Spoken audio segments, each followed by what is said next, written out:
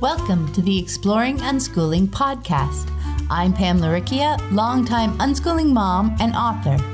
Join me and my wonderful guests for interviews, information, and inspiration about unschooling and living joyfully with your family. You can find the episode show notes, your free introductory ebook, What is Unschooling, and lots more information at livingjoyfully.ca. And here's the show. Hi everyone, I'm Pam.Laricchia, and this is episode number 65 of the podcast. It's the 29th of March, 2017, as I record this intro. And it's Q&A time. Ann Oman couldn't be with us this month, but Hannah Brown and I valiantly soldier on to answer your questions. And we had great questions to dive into. They cover staying mindful of our environment, being uncomfortable when a child says no to activities, challenges with anxiety and friendships, monitoring what our kids are watching, and our fears when a child watches lots of TV. It was interesting to see a bit of a theme running through a number of the questions this month. The way through our fears is connecting more deeply with our children. And in the episode, we share lots of ideas on ways to do that. I stopped by my free-to-learn book page on Amazon this week and found a new review I thought I'd share. This book is so wonderful. It helped me so much with my unschooling path with my autistic son. It helped to totally calm my nerves and help me know this was the right path to take. Even with his nonstop computer gaming, it really helped me to see just how much he is learning from that. It's really kind of amazing. You really need to read this book. Well, thanks so much for that review. But I so clearly remember the joy and excitement of so many aha moments when I was first learning about unschooling, and it's just really fun to see them happening for others. And if you'd like to check out Free to Learn, 5 Ideas for a Joyful Unschooling Life, I'll put a link in the show notes to the book page. Or you can just search my name on most of the booksellers and my books will come up. And thanks so much to everyone who has chosen to support the podcast on Patreon. I deeply appreciate all of my patrons. You guys inspire me, and I love that you're helping me share unschooling information with anyone who wants to explore this wonderful lifestyle with their family. And if you'd like to support the show, even for as little as $1 a month, check out the Exploring Unschooling page at patreon.com. That's patreon.com/exploring unschooling. Now, this week, I want to share a quote from the episode that exemplifies a theme. Anna said, "I like to peel back the layers. I don't focus on addressing the behavior because it's just a clue. Look at the clues for the underlying need. It's typically things like needing food, too much stimulation, not feeling heard, needing space, needing connection, etc. There could be things going on in the family, so watch for those. Watch for patterns to see if it's certain times, places, individuals, activities, etc. Understanding the environmental triggers can help you and your son work to recognize the stress before it becomes an outburst." So see how many ways this can work? Pull it up and see how the approach works in so many different situations. Whether the situation involves our child's stress and anxiety or our own. Looking at this month's questions, they're all rooted in our fears. Whether it's fear of a child engaging in an activity longer than expected, or of a child refusing outside activities, or of our child's behavior, or of a child coming across an upsetting visual, or of a child spending lots of hours watching TV. Moving through these fears lies in taking these behavioral clues, ours and our children's, and peeling back the layers to discover the needs, again, ours and theirs, that are at the roots of our choices, of our actions and reactions. And note that Anna said she doesn't focus on addressing the behavior. She doesn't mean ignoring it. Help as best you can in the moment, but don't stop there. Don't let that be your focus. Now's the time to engage and connect more deeply with our children, to discover those underlying needs, theirs and ours. There's so much learning and insight waiting for us there. I think it's also important to note that fears aren't something to beat ourselves up over. They're great clues that there's a disconnect wanting to be examined more carefully. And our lives aren't static. I expect fears will bubble to the surface throughout our lifetime. I know they do in mine. And now let's dig into your questions. Hi, everyone. Welcome to another Q&A episode. I'm Pamela Rickia from livingjoyfully.ca, and I'm happy to be joined by Anna Brown. Hi, Anna. Hey. Hey. Just to let you guys know, we rescheduled the call twice because Anne really wanted to be here, but in the end, we couldn't make it work. So no worries. Anne and I are going to do our best to go through the questions, and we will hear from Anne again next month, I'm sure. So would you like to get us started, Anna? I sure will. Okay, so question 1 is from Amanda, who is in Grand Rapids. Okay, we've edited this question a little bit for length because it was long, and so we're going to shorten it down just a bit. I'm a single mom to 2 people, one a 4.75-year-old and one a 17-year-old. They are both boys, the older one in school, the younger not. I've read the book Mindless Eating by Brian Wansink, and the idea in a lot of the studies done by Wansink and his group is that choice about what to eat and how much to eat is subtly denied to us based on things like location of the food, the size of the portions. Another theme is that companies that profit know how to encourage us to eat more of what they want us to so that they will make more money. I'd like to encourage opportunities for the kids to choose their activity without limiting activities by time or number, i.e. we've stopped those controls on computer game time a couple years ago. It seems that the results of the mindless eating studies could be applied to other activities in which we are offered an endless feed. So to apply this to another activity, turning off the quote autoplay function on YouTube is a way to give ourselves the moment to make a choice about the next thing we'd like to do. I'm not judging the value of the activities we are choosing or spending our time on. I love food and YouTube, but I don't want myself or my kids to be on a constant feed motivated by profit without regard for our well-being or our actual curiosity. Another example would be a computer game. Choice maximized setup would be that each time you finished a chunk, it would say, would you like to continue to the next level or save and quit? Auto feed setup just keeps going until you take the initiative to quit out of it. There's no problem with playing as many levels as you want, but mindless eating studies would seem to show that you would choose to stop sooner if you weren't on auto feed. I'm not confusing feed with flow. When I'm in the flow, it's a special state, but I'm in charge of it. A feed is when I look up and think, I can't believe I just spent so much time on that. What a time waster. It's times like that I wish Facebook had some red Pringles, a Wansink study reference. Wansink has found that this is not a matter of an individual self-control or lack of, but how we set up our surroundings or how they are set up for us. What are some of the other things that you see on auto feed that we could arrange to give the kids and ourselves more choice in how we spend our time? Okay.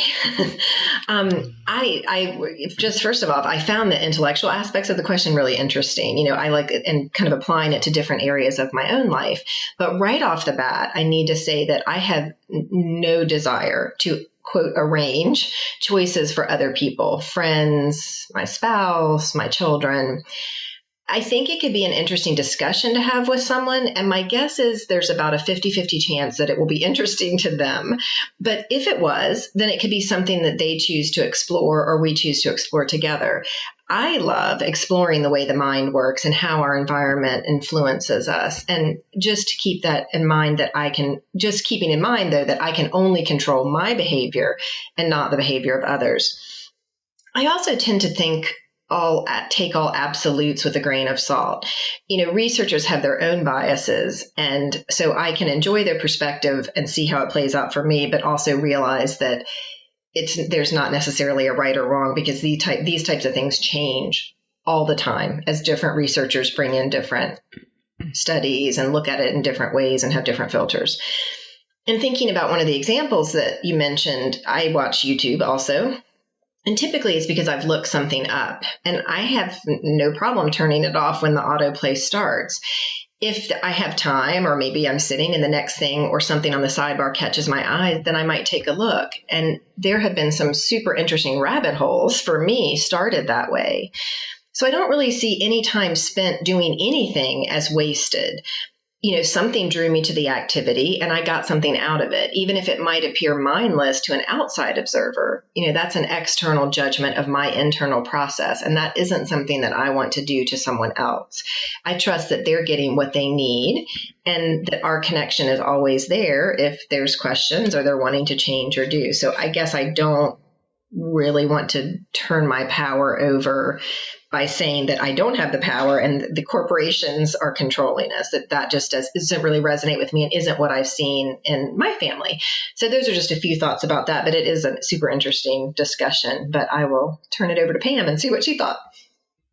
Yeah, no, I found it a really fascinating question too, and I really enjoyed the opportunity to consider the whole idea. So thanks very much for the question, Amanda. And first, I just wanted to give a quick explanation of red Pringles for the listeners. So Wansik found that inserting red-colored Pringles at serving size intervals in a can of Pringles in this particular study helped curb overeating in the college students that he was looking at. So that's what a red Pringle is, what she's referencing. But so to talk about this whole idea, I like to dig into the idea of flow versus feed. In his book, Finding Flow, Mihai Csikszentmihalyi described being in the flow as complete engagement in the activity. So here's a quote: "There is no space in consciousness for distracting thoughts, irrelevant feelings. Self-consciousness disappears, yet one feels stronger than usual. The sense of time is distorted. Hours seem to pass by in minutes." So the disappearance of self-consciousness is a key aspect of being in the flow. And when we drop that layer of internal analysis, that real-time judgment of ourselves and how we're performing, we really do hit a deeper level of engagement. We feel freer to experiment, to think outside the box, to ask, quote, dumb questions, because those are the questions that are on the tip of our tongue, whose answers will bring us the greatest clarity in the moment. So flow really is where we find so much really, really great learning. Now, a feed seems to be defined as an activity where after the person comes out of the flow, they look back and judge their time spent negatively as a waste, as you talked about time waster on Facebook or something. Mm-hmm. Well, either way, we make the choice to engage in the activity up front, as Anna was saying, and we can take responsibility for ourselves. And by that, I don't mean judge ourselves, trying to make ourselves feel bad for, say, staying on Facebook longer than we intended, but rather recognizing over time that this is happening and deciding for ourselves what we're okay with, and then setting up our environment to help us meet our own goals. So part of that exploration and conversation can include ways that, companies design products or experiences to prolong our engagement. I know Joseph and I have all sorts of interesting conversations about video games and the whole push and pull between enjoying it and, the companies, they want you to play as long as possible. But they also want the experience to be enjoyable, or you're going to get frustrated if you feel manipulated, right. And they're going to lose you as well. So, it's fascinating stuff, and it's great learning about ourselves. But presupposing that this will happen to our children and purposefully interrupting their flow by, for example, turning off the autoplay on YouTube, takes away from their learning. It takes away from their opportunity to develop the self-awareness to recognize that there's a disconnect between their intentions when they start an activity and how it turns out in the end. To ask that question, did the outcome match their expectations? Our action, if we start putting these interruptions in, says, I don't trust you to figure this out. We need to prevent this from happening in the first place. Even if we tell them what we're doing, we talk with them, we say, hey, let's turn off autoplay so you don't get pulled in and watch more than you want. The underlying message to our actions is that we believe the tech or the food or whatever it is more powerful than we are, that it right. controls us. And it's making us do things that we wouldn't choose to do if we were paying attention. So we're creating a climate of fear around the whole idea of flow. Oh my gosh, I don't want to get caught in the flow of this. But that's where so much of the great learning is. So say you got a child who says, wow, I didn't mean to spend all day playing that video game. This is not a failure on their part or on our part or something that needs to be fixed. It's life. It's an observation. It's learning about ourselves. It's an invitation to conversation about the experience and the circumstances and what happened. It's an opportunity to talk about whether it happens to them often, or whether it's something that they're concerned about and might want to try change. It's building their self-awareness. It's personal to them. And it's about helping them, developing their time management skills. So maybe the child will want to explore tools that remind them to check in with themselves once in a while by turning off that autoplay or even setting a timer, every half hour to just check in and see if they do want to continue with the activity, but maybe not. And it's okay. Part of that exploration will also include follow-up conversations about whether those reminders to check in with themselves are actually helping or whether they're finding that they're having an unfavorable impact by taking them out of the flow, because it can be hard to get back into an activity after you've been interrupted, right? You aren't sunk into it so that your self-consciousness and analysis disappears. You're pulling them back out so that they're analyzing it again. And it can be challenging to get back into it. Again, it's so personal. It's learning about themselves and how it works for them. So I don't think the idea itself as a tool is a bad thing. I think preemptively imposing these kind of interruptions on our children, effectively like red Pringling them, right? Before they have found it to be an issue, has the potential to interfere with more learning than it encourages, right? So the difference between choosing something and having it imposed on you is vast. It's everything, right? Vast. Yes, vast. I like that word. It's vast. So yeah, it's a really cool idea, but it's something to pull out when you find you're having an issue. Well, eat individually, right? If your child finds they're having an issue with it, it's something you can bring into the conversation and see if it's something they might want to try. Yeah, okay. I think so. Yeah. That one, I feel like, I have more to say, but now we can move on. I think we covered it. And so you'll take question 2. I will do question 2. This question's from Alicia in the California Bay Area. She writes, I have been listening to your podcast for a while, and I'm grateful for all the information and support offered. I homeschool 3 children, ages 15, 14, and 9. I consider myself a relaxed homeschooler with the tendency to lean strongly to unschooling. My youngest is a force that steers me towards unschooling. When I hear Anne in her talks in the Q&A episodes, I can really resonate with how she describes her son, Jacob. My youngest, from the get-go, would not allow any teacherly stuff to happen. She knows what she wants and what she doesn't want. It's because of her that I have found solace in your podcast. Her and I have shed many tears with my attempts to try and teach her. The moment I back off and let her lead the way, all seems to flow nicely in our household. She's highly sensitive and very active, yet she refuses to do any outside classes activities. We have tried to offer her fun classes either through our local community center, such as cooking, because she loves to cook, but refuses to be taught or helped, gymnastics, martial arts, etc. I figure since she seems social and active and tends to get bored easily, that outside activities would help fulfill her. She refuses any of it and prefers to stay home. She loves to watch movies. Occasionally, she dives in and out of video games, and she just loves to watch sitcoms and comedies with me. Her interests change daily, but can include cooking, Legos, drawing, and playing with her toys. My question is, should I continue to try to persuade her to take a class or 2 with the hopes of her finding something that she just might connect to? Or do I let her be? She does attend an indoor swimming lap pool whenever she feels like it. Other than that, she wants nothing else. I tried to sign her up for an awesome cooking session in a restaurant in San Francisco with a known chef, but she simply said no, and that she doesn't like classes. I'm afraid that she just might miss out on things that she would otherwise not find without me seeking them out for her. I desperately want to fully unschool, and I see a huge difference when I lean into unschooling at home. The connection with all 3 of my children is so much stronger when I try to unschool. I don't want to hinder any opportunities for her by not possibly encouraging her to try other outside activities. I hope I have made some sense.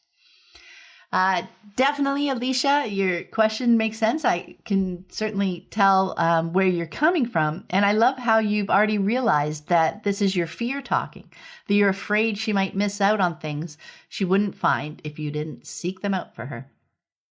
And you mentioned that you're thinking, since she seems social and active and tends to get bored easily, that outside activities would help fulfill her.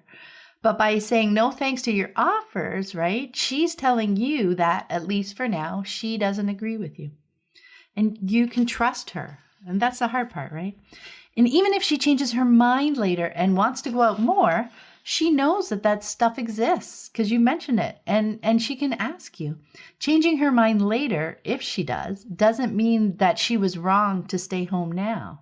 This is how she's going to discover whether the reality meshes with her expectations, how she sees herself right now. She's good. So I think it would be helpful for you to dig into why you're feeling stuck there, right? She's just saying no, and she's off doing her things.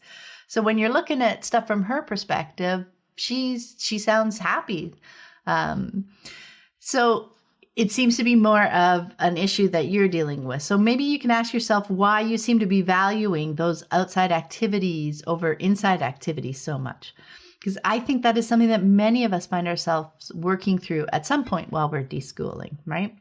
So you can ask yourself questions. Is it about the learning? Do you think learning is better face-to-face with an expert? Or is it the participation in a group environment? Society does really seem to value extroversion over introversion in general. Or are you feeling responsible for fixing her feelings of boredom? Each of these routes has a fascinating but very different path to follow as you work on creating a supportive unschooling environment for her. So maybe your path will encompass learning more about how learning unfolds with unschooling. Or maybe it'll be learning about introverted personalities and way to support them and help them shine. Or it could be mulling over the idea of feeling bored and how you might respond next time she mentions it. I have a whole blog post just about the idea of boredom, and I'll put a link to that in the show notes. So as you're exploring these kinds of questions for yourself, what if for the next while you sought out things to share with her that you're quite sure she'll be thrilled to do right now? Because so often the things you're bringing to her, she's saying, no thanks, no thanks.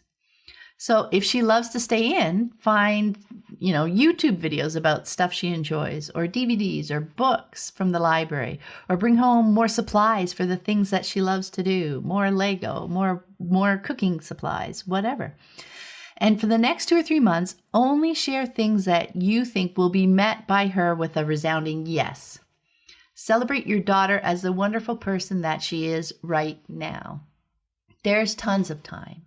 This is her exploring who she is, being inside, who she is as a real individual.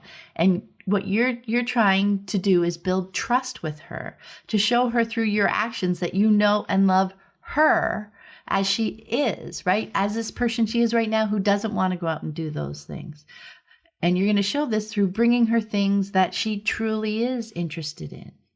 Right? If you're suggesting things and she says yes, she's going to feel like, oh, my mom understands me. She knows who I am. She's not trying to convince me to do all these other things. And once you have that solid trust built, you can start to bring wider ranging suggestions in, but still from the perspective that you think she may be interested in them, not, to soothe yourself things that you hope that she's interested in, that you wish she was interested in. There's such a huge difference in the motivation behind those offerings.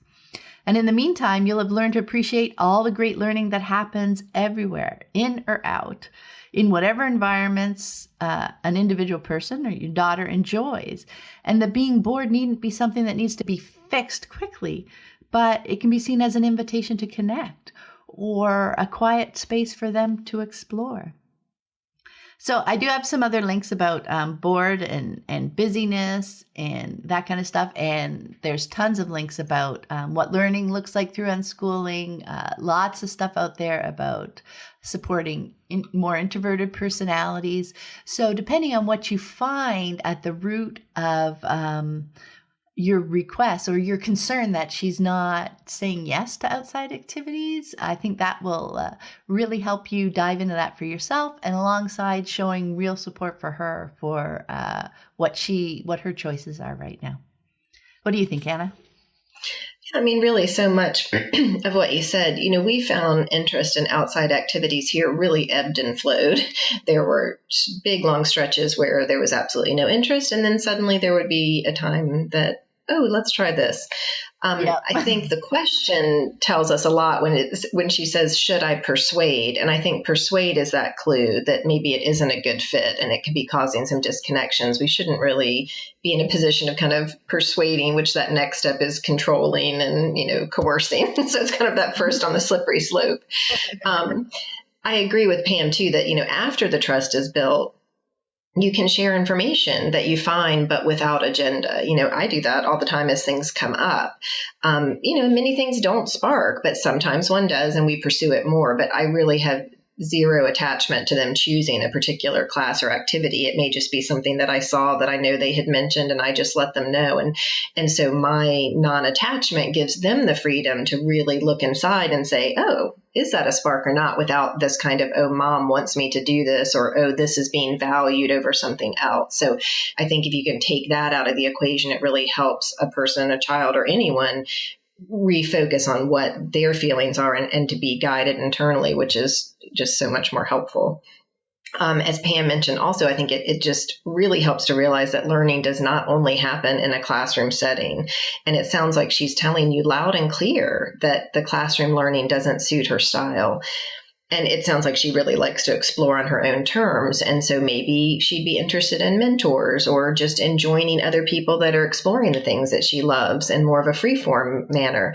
But, honestly, if she's happy with how it's going, then I would just enjoy that flow. Just sit back and really admire that, because her inner knowing is a beautiful gift. I love how she instinctively knows to follow her interest and doesn't want those outside influences messing with her process. If we look at cooking as an example, she has this idea and she's wanting to mess and do. And I think you can find with classes that then they'll tell you, this is the right way. This is the only way. You have to do this way.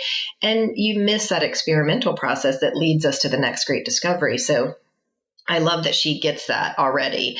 And there may come a time when she changes her mind and wants some outside information from someone else. But her inner knowing about that at her age is so cool to me, because she isn't relying on experts. And that is the exact personality that changes the world, because they are going to start from within and explore and do and discover something. And when we have kids just sitting in classrooms being told how it's done, how to do it, this is how it goes, that's all they learn. So it kind of closes in that world. And so, she sounds like just a really fresh spark for the world. So I'm excited to read about her. But anyway, so the same thing with Pam, but I think she sounds awesome. So. I know. It's awesome. And because I remember too, when the kids first came home, and Joseph was very interested in drawing and stuff, and so I would see little art classes out in town, and I would mention them to him, and he'd be like, nope, I don't want someone else telling me that what I'm doing is wrong. Right. Because he's just exploring and figuring out his way. So it's just that mind shift, I think, to realize that has so much more value. Their own personal exploration is how they're learning things, right? And exactly. And it is so much more valuable learning, I think, right? Because they own it, and it makes connections deeply for them rather than just being stuffed in. Yeah, that's very cool. Yeah. Have fun with that. I know. Enjoy that, because that's beautiful to watch. Okay, so I'm going to go ahead to question 3 from Rain in Rochester, New York. Hello, ladies. Thank you for your time and answers. My son, 9 years old, has extreme anxiety disorder and anger issues. Sometimes he is physically abusive to friends and family, and more frequently verbally abusive and disrespectful. We have chosen gentle parenting / radical unschooling. I have handled our issue in 2 ways. 1, talking to him with no punishment. 2, me yelling and sending him to his room and sometimes taking things away. Nothing is working. I do not know what to do. Today he lost his last friend because of his name calling, and his friend's mother called me and made me feel like the worst parent in the world with the worst child. I am so sad for my son, and I do not know why he feels so negative so often. Sorry, that was long. Thanks for reading. That was not long. It sounds like today was so stressful, and I know this is in the past, but that day sounds so stressful for you both, and it's certainly no fun when there's conflict between friends with our kids, and then adding the other parents upset is just a lot to take on. So just, I just wanted to give you some space and validation around that sounds so difficult. I think it can be hard for kids when sometimes there's such a dramatic difference in our reactions. So it's hard to make sense of that and hard to trust the kind of talking no punishment times when there are other times of yelling and taking away. And so not really knowing which time is coming. I think it would help to maybe commit to always being his partner and to share that with him. Let him know that there may be times when you get frustrated but that you don't want to take that out on him, and that you'll step back and regroup, coming back to connecting with him to try to help. And I feel like if he can trust you as his partner, then you may get beyond some of these layers to figure out where the anxiety is coming from, what's happening, what need is being met by some of the behaviors that you're seeing. And I did just want to throw in here, and we can put it in the show notes, that a lot of people found support in the book, The Explosive Child. So it might be something you want to check out and see if anything resonates there that fits your family. I tend to look at behavior as a clue to an unmet need. So I like to peel back the layers. I don't focus on addressing the behavior because it's just the clue. With this question or this situation, I feel like it would be helpful to have more specific examples so that we could help you reframe and look for clues to find that underlying need.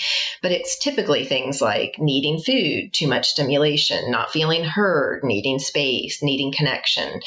There could be something bigger going on within the family or outside of the family or in different environments. So sometimes those things are bubbling underneath. And so it helps to look for that. Watching for patterns to see, is it a certain time? Is it places, certain individuals, activities? Those kind of things helps us put the pieces together to figure out what's going on. Understanding the environmental triggers can help you and your son work to recognize the stress before it becomes an outburst. When my oldest was young, we found that when she became overwhelmed, that we needed to take space alone where she would process things by herself, that was really critical to her because she could become overstimulated easily. Together, we helped her figure out ways to recognize that she was becoming overwhelmed before she got to the stage of upset or lashing out. And so then she would be able to just say, you know what, I'm needing some space. And I could immediately help her find that if we were away from home, or if at home she had a special routine that she would do. When we would go somewhere, in fact, I would talk to her and look at the space where we were for options where she could go and have time to herself. And I would check in with the host and say, is there a spot, a room, an area, inside, outside, that might work for her to have some time alone if she needs it?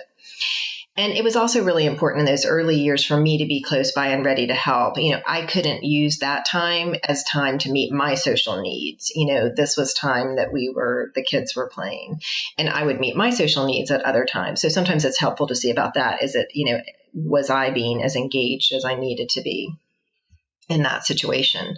As she got older, she had the tools to recognize and address the anxiety and stress, and needed me not, I didn't need to be there, right? And she was able to take a look and see what she needed and do that for herself. But it took some time. Again, not knowing the specific makes it a little bit hard to give specific ideas, but hopefully there's something in here that might spark something for you to think about, and maybe look for some patterns. In the end, it's really, like we talk about all the time, it's all about connections. if you tend to that connection, the rest will fall into place. And as an aside, I see that you're from Rochester, and I'm actually coming to Rochester in May to speak to the Rochester Area Homeschool Association, which is a group in your area that maybe you're a part of, but if not, definitely check out their website, and you might get some support from your local community there, and we can put that in the show notes also. But I'll just turn it over to Pam. Definitely we'll put that in the show notes. Yeah, send me that link. And those were great ideas. I love so much about what you were talking about, digging into the clues and the patterns and starting to see what's happening. And your recommendation of the explosive child, I remember finding that helpful when we were first starting out as well, some of those ideas. And he's got some newer books out now too that are great. Yeah, so definitely that can help Rain. And yes, thanks so much for your question, Rain. And I am sorry that you guys are having a hard time. I know that you're going to be able to help, though. If you take the time to work through it, it's not an impossible situation. So I just wanted you to realize that there are ways to move forward. And I'm not sure from your question, but it does seem that you have recently chosen gentle parenting and radical unschooling, because from the two ways you're describing that you're handling your son's challenges right now, they're more conventional parenting techniques. So there are a couple of podcast episodes that I would like to recommend to you. There's the one that Anna and I did talking about parenting that supports unschooling way back in episode number 7. Mm-hmm. And then a couple of weeks ago, episode number 63 was actually titled Gentle Parenting with Shannon Laux. And then in episode 61, I spoke with Emma Marie Ford about attachment parenting, and we talk about some of the ways that unschooling parents work to develop secure attachments with their children and how those actively support unschooling. So I think that what can help right now is just to drop all those expectations around his behavior and cocoon for a while. Actively try not to put him in any situations with others where he might feel anxious and get angry.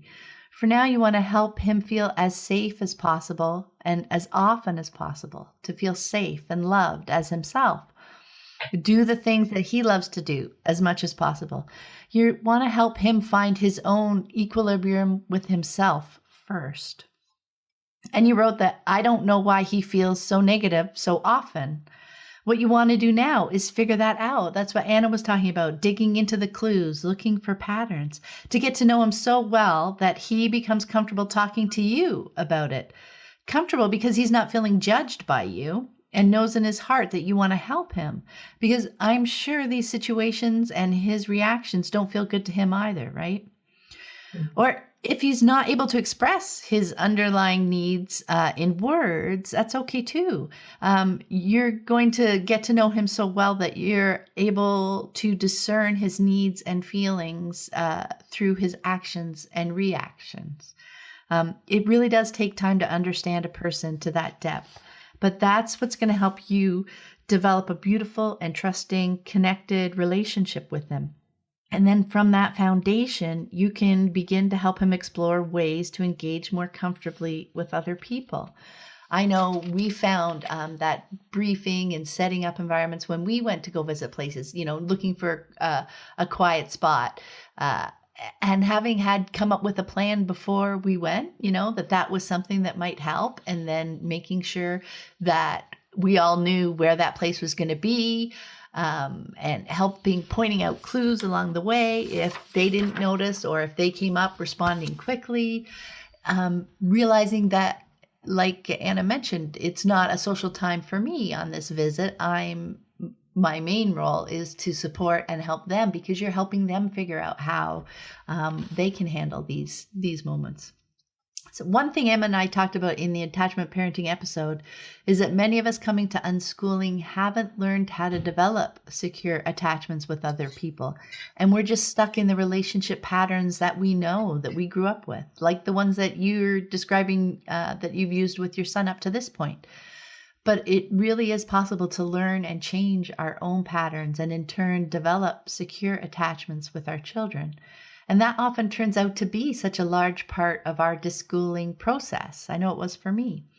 So have a listen to that episode and see if it resonates with you. I'll make sure to link to that in the show notes as well. And best of luck to you and your son. I think it's great that you're asking the question and that you're looking for other ways, because what's working now isn't. And check out that Rochester group too. It can also be helpful to, meet up with people face to face. Okay, question number 4. This one's from Sarah in Israel. She writes, "Hi there. I wanted to ask a question about video games and other so-called, quote, screen time. Whilst per se, I have no objection with screens. Obviously, they are a big part of my life. I am looking at one as I write this. I do worry about my children being exposed to violent and sexually explicit things that either don't need to be part of their life or that they might not need to know about until later when they have tools to process it. Do you/other unschooling parents monitor what is on the inside of the screens? How do you do this without interfering with children's freedoms and interests? The reason this is so pressing has more to do with my own experience than with current catastrophizing about screens. I have a photographic memory and vivid imagination. I am still haunted by gruesome, violent, and sexually violent things I saw in movies and TV I was exposed to as a child. I can recall the scenes in intense detail, and it is very unpleasant for me. Although it is a low-scale irritation at this stage and not the abject terror I used to feel as a child, I still wish my parents had done more to keep these kinds of things away from me. We don't have a TV in our house, our choice, we don't like it, but we do use our laptops a lot for all kinds of things, including watching some shows. As my son gets older, I'd really be interested in hearing about how people do or don't guide their children's usage of technologies. Is there a boundary, and what is it? Thanks a lot." Thank you very much for your question, Sarah. And what I wanted to dive into was some of the ways that you've described the situation to talk a bit bigger picture about the process of deschooling. So your question of whether other unschooling parents monitor their children's activities applies to your technology-focused question, but also to so many other situations. The use of the word monitor is interesting and suggesting the parent's role as watching over our children rather than being engaged with them. And that can be such a hard distinction to understand, but it's a really valuable paradigm shift on the road to unschooling. So that's what I would like to dive into for a bit. So when we think of our parenting as monitoring, we're taking in what our children are doing and judging it okay or not okay and reacting accordingly. Even if, as an unschooling parent, we see the value and are okay with a lot more things, judging things okay is still judging things from our perspective. It's still coming at things from a control point of view, which of course means we want to know what to do when we judge something not okay, which is what's behind your question. So by asking if there's a boundary, you're contemplating where that line would be between okay and not okay for us unschooling parents. That's what you're asking. But with unschooling, and certainly with radical unschooling, what we're doing is helping our children discover where that line is for them. And it's in releasing our hold on our line where fear often pops up, right? The fear that children free from their parents' boundaries will want to do crazy things or will be exposed to wild things. Yet what experienced unschooling parents are sharing is that that really isn't true. When we're engaged with our children, we're a level deeper than monitoring. So we're beyond the judgment of them, and we're side by side with them, chatting with them, bouncing around ideas, making observations, again, without that judgment piece, as they make choices and develop their own sense of awareness. We know what makes us uncomfortable, and we're helping them figure out what makes them uncomfortable. So that's why in unschooling circles, we so often talk about looking at things from our child's perspective, whether it's what they're seeing on their laptops, on their phones, or as they walk around the neighborhood. It's all related, right? We meet them where they are so we can help them develop a deep level of self-awareness and explore tools to help them more comfortably navigate the world. So see the parallels with the first question that we were talking about today? If the child is uncomfortable with something, whether it's unexpectedly coming across an upsetting visual or finding themselves slipping into the flow of an activity for longer than they're comfortable with, we help them find ways to arrange their environment so that it better meets their needs and goals. Like I remember when Joseph started playing video games more because he wasn't going to school anymore, he specifically didn't like blood in his video games, right? He didn't like that aspect when he was 9 going on 10. So, that was something that we watched out for. There was information on the game box. We could look up the game specifically. That was just something at that point in time that he didn't like, but it wasn't something that I put on top of him, but it was something that we worked together to meet that need of his. So we don't presuppose their challenges and then artificially restrict their environment beforehand, because when we do that, we're getting in the way of their learning about both themselves and about the world, right? If they don't experience it and see what's going on, they can't understand that piece of themselves, right? So it's so much learning about how they want to set up their environment so that they can meet what they want to do in their days. And you mentioned your parents. In your situation, you knew this was something that bothered you, but they weren't helping you arrange your environment so that you didn't continue to encounter it. So that's kind of a different aspect, a different way of parenting. So instead of you drawing the line for your son, wherever you think that might be, help him find where the line is for himself and help him set up his environment the way it's going to work for him. What do you think, Hannah?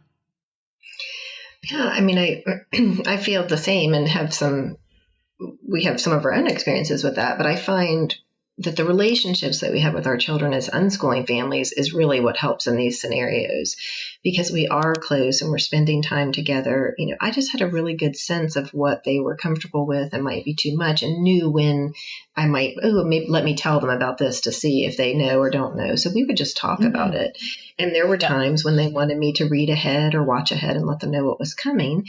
And sometimes they would choose to close their eyes or leave a room. Like there was no, we just found different ways to work.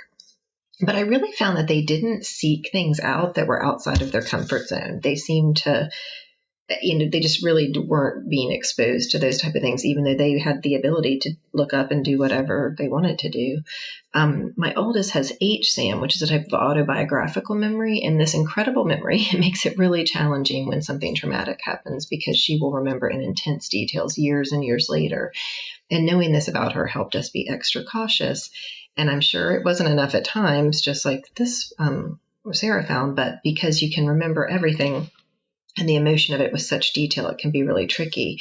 And I guess I'm just sharing that to say I appreciate how hard it must have been for you and how scary. And I can certainly understand your concerns, as that's kind of a trigger, that's being brought up. But I think it might be helpful for your children to hear your story and to understand that your hope is to help them explore in a way that's safe and comfortable to them, but also, and it will help them avoid things that might be unsettling. And hearing about your experience may help them articulate their boundaries, and they'll know that you're a partner and not attempting to control. I think if you just start, you're coming in and watching and controlling and the monitoring that Pam's talking about, you run the risk of this becoming a divisive issue. Why is she trying to control this? And it kind of short-circuiting their ability to learn for themselves, as Pam was talking about. But I think if you can share where you're coming from, they can see you as a partner and know that there's, you're not going to impose your will on them, but that you just want to have that conversation and talk about it. And then I think you'll find that it flows a lot easier than maybe it did in your childhood, because of that extra connection and the time that we have when we're unschooling. So that's all. I really, really love that point about sharing her story. She can share it, with her children, because that's part of the partnership, right? It's not one-way communication. I mean, my kids know what I don't like to see, and they'll tell me to close my eyes. Exactly. that's the definition of partnership. We're living together. We're all helping each other feel comfortable, right? It's so true. And that comes up a lot here because there's certain types of even comedy I don't like because I feel like it's mean-spirited, but other people in the family are comfortable with that, but they'll be like, oh, you're not going to like that one. Yeah. I say my husband knows I'll just watch this show myself because I know you don't like that. It's a comedy. Right. But those are the kind of conversations we have. And again, I don't mind that they're watching it. I'm not passing judgment on that, but I just talk about what I'm comfortable with. But then that gives them the freedom and to say what they're comfortable with. So it just has that environment, of openness. Yeah, that's great. Okay, so question 5, this is our last question, I believe, for this week, comes from Jana in Cape Town, South Africa. So I love this international flair we always have going on. I know. It's fun. Hi there. I am loving unschooling my child, 5.8, and he's thriving. We've been through the binge phase following our relaxation of TV restrictions. My son still watches hours of TV, and I try to leave him to it. However, I'm concerned about the psychological effects on his developing brain. Physiological. Thank you. Medical professionals suggest less is more for young ones.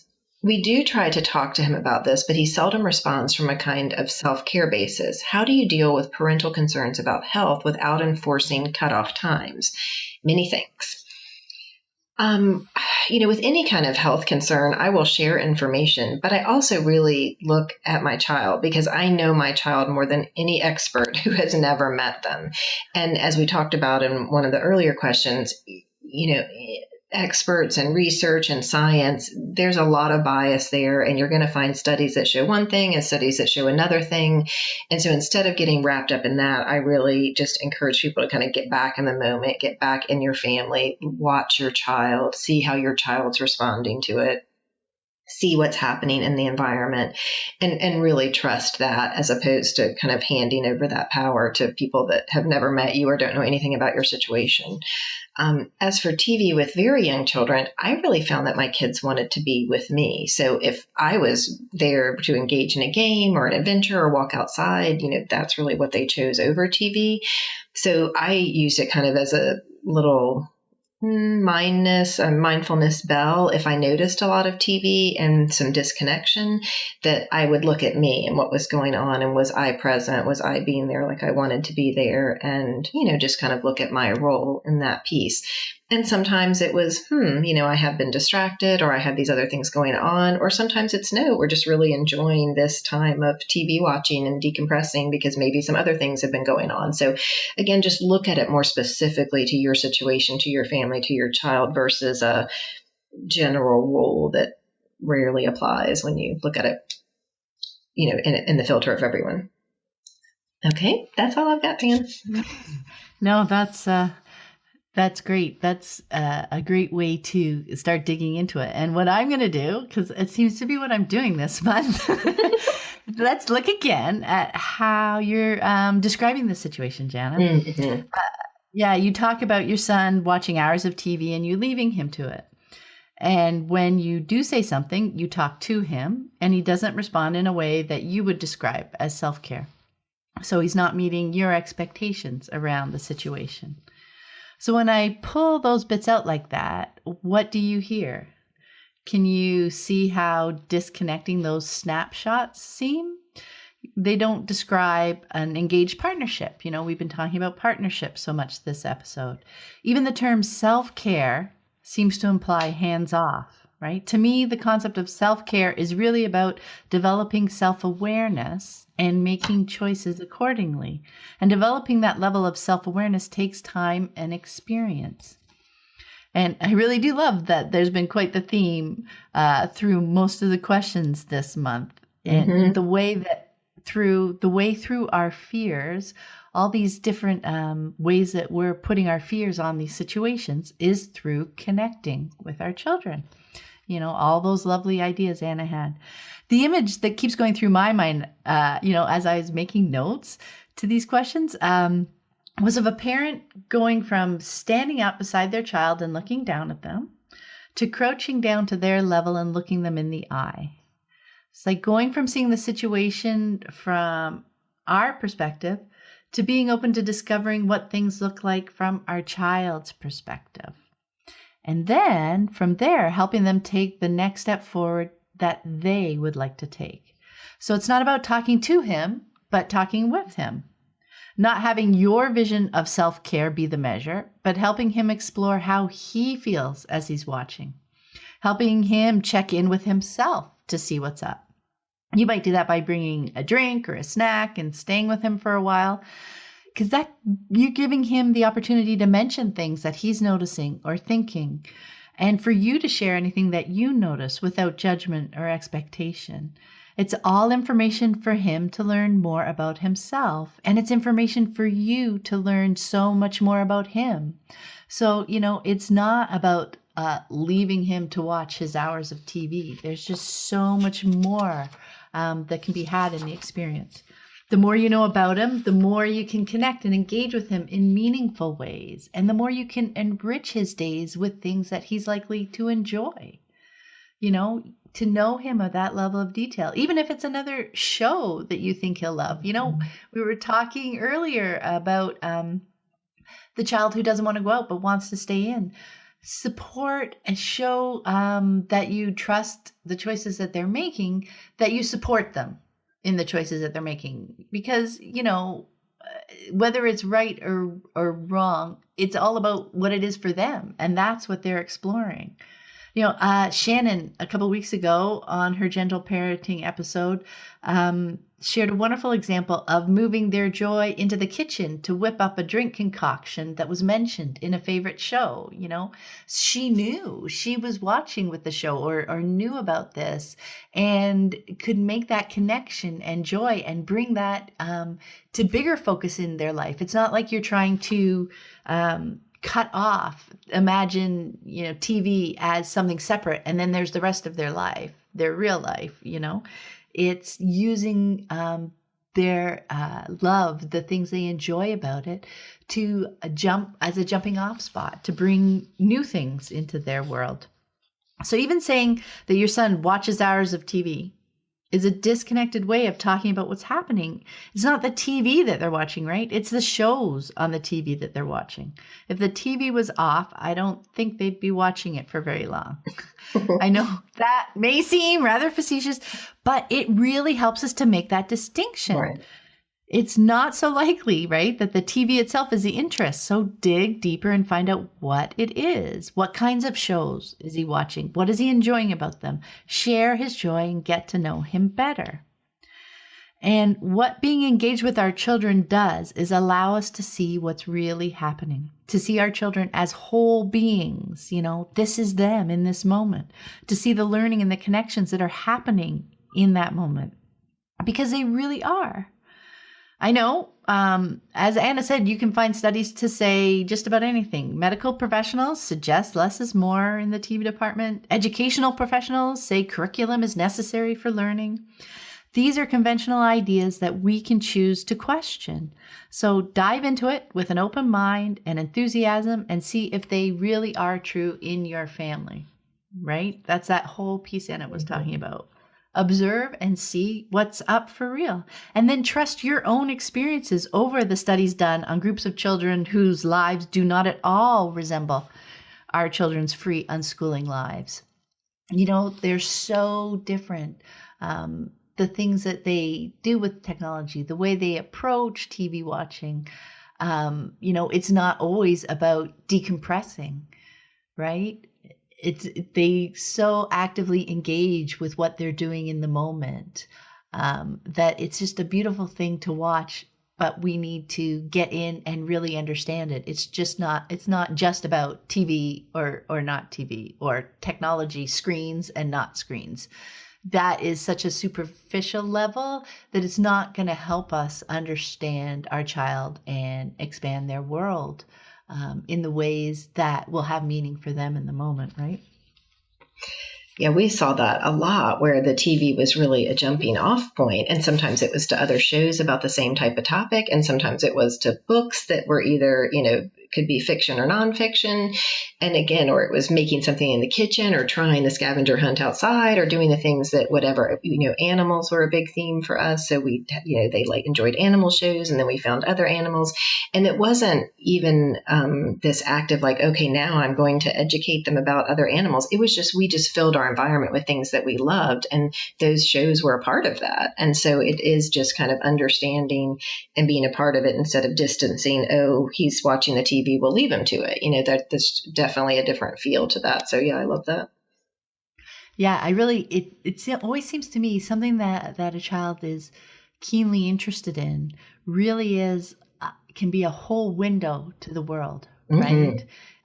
Not just, people worry, they watch hours and hours of TV, or they play hours and hours of games, or they read for hours and hours and hours. Whatever it is that they are really deeply engaged with, they worry that it's so limiting.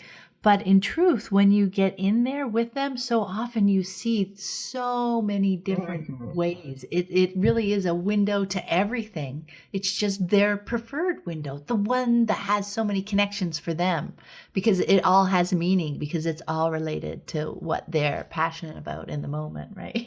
Oh, yeah, for sure. Yeah, it's so beautiful. And that is the last question this month. Thank you so much, Anna, for answering questions with me. Yay. Yes, it was great fun. I missed Anne. I know you did too. And I know she missed being here. She loves cardinals, and there was a cardinal outside my window the whole time. So I was like, oh, Anne is here with us.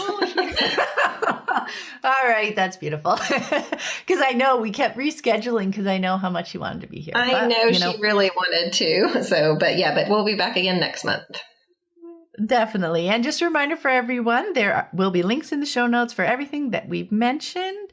And as always, if you'd like to submit a question for the Q&A show, just go to livingjoyfully.ca/podcast and click on the link. Have a great day, everybody. Bye. Thanks for listening. I hope you found it helpful. You might also like the backlist episodes at livingjoyfully.ca/podcast. While you're there, be sure to check out the second book in my Living Joyfully with Unschooling series, Free to Live, Create a Thriving Unschooling Home. In it, I dive into the 4 characteristics that I found helped unschooling flourish in our home: curiosity, patience, strong relationships, and trust.